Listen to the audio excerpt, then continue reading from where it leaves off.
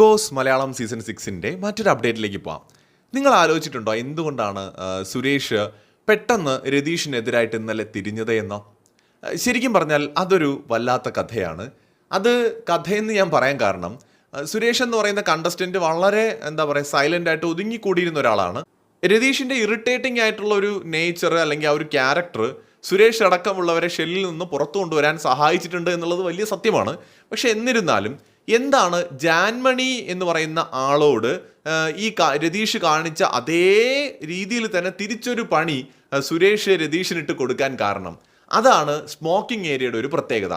കഴിഞ്ഞ സീസണിൽ സ്മോക്കിംഗ് ഏരിയയിൽ ഉണ്ടായിരുന്ന പ്രധാനപ്പെട്ട 2-3 പേരെ നമ്മൾ എടുത്തു കഴിഞ്ഞാൽ അവരെല്ലാം കട്ട ചങ്കുകളായിരുന്നു. ഇപ്പോൾ ഉദാഹരണത്തിന് അഖിൽ മാരാർ ആയിക്കോട്ടെ, ഷിജു ആയിക്കോട്ടെ, ഈവൻ ചില ലേഡി കണ്ടസ്റ്റൻസ് വരെ, ഇനിയിപ്പോൾ അവരുടെ ഒന്നും പേര് ഞാൻ എടുക്കുന്നില്ല, ഇവരൊക്കെ തമ്മിൽ ഭയങ്കര ഒരു കമ്പനി ഉണ്ടായിരുന്നു. ഈ നമ്മൾ നാട്ടുപുറത്തൊക്കെ പറയും വെള്ളമടി കമ്പനി എന്ന് പറയുന്ന പോലെ തന്നെ സ്മോക്കിംഗ് കമ്പനിക്കും ഭയങ്കര സ്ട്രെങ്ത് ആണ്. അത് ബിഗ് ബോസിന്റെ ഹിസ്റ്ററി എടുത്താൽ നമുക്കറിയാം. സീസൺ 1 സ്മോക്കിംഗ് റൂം അധോലോകം എന്ന പേരിൽ അറിയപ്പെട്ട റൂമാണ്. അത് സാബുവും സുരേഷും ഒക്കെ ചേർന്ന ഒരു ഗ്യാങ്ങിന്റെ ഒരു കേന്ദ്രം തന്നെയായിരുന്നു. അവർക്കിടയിൽ ഒരു ഭയങ്കര തിക്കായിട്ടുള്ള ഒരു ഫ്രണ്ട്ഷിപ്പ് ഫോം ചെയ്ത് വരും. അത് മറ്റുള്ളവരിൽ നിന്ന് വേറിട്ട് നിൽക്കുന്ന ഒരു കാര്യം തന്നെയാണ്. അതിനകത്ത് അതിന്റെ ശാസ്ത്രീയ കാര്യങ്ങളെ കുറിച്ചൊന്നും ഞാൻ പറയുന്നില്ല, എനിക്കറിയില്ല. പക്ഷെ നമ്മൾ കാണുമ്പോൾ അതൊരു വസ്തുതയാണ്. ഇപ്പോൾ ജാൻമണി, സുരേഷ് ഇവരൊക്കെ സ്മോക്ക് ചെയ്യുന്നവരാണ്. ഇന്നിപ്പോൾ ലൈവിലാണ്, അതായത് സ്മോക്കിംഗ് ഏരിയയിൽ വെച്ച് പോലും അല്ല, നോർമലി ഹൗസിന്റെ ഫ്രണ്ടിൽ വെച്ചിട്ട് സുരേഷ് സിഗരറ്റ് എടുത്ത് ജാൻമണിക്ക് കൊടുക്കുന്നുണ്ട്. അതായത് ആ ഒരു പാക്കറ്റ് എടുത്ത് കൊടുക്കുന്നു, ജാൻമണി അത് ഓപ്പൺ ചെയ്ത് എടുക്കുന്നത് നമ്മളിപ്പോൾ ലൈവിൽ കുറച്ച് മുന്നേ കണ്ടവർക്കറിയാം, കാണുന്നുണ്ട്. മാത്രമല്ല അവർ ഒന്നിച്ചാണ് സ്മോക്ക് ചെയ്യുന്നത്. സോ ആ ഒരു ബോണ്ട്, ആ ഒരു ഫ്രണ്ട്ഷിപ്പ് അവർക്കിടയിലുണ്ട്.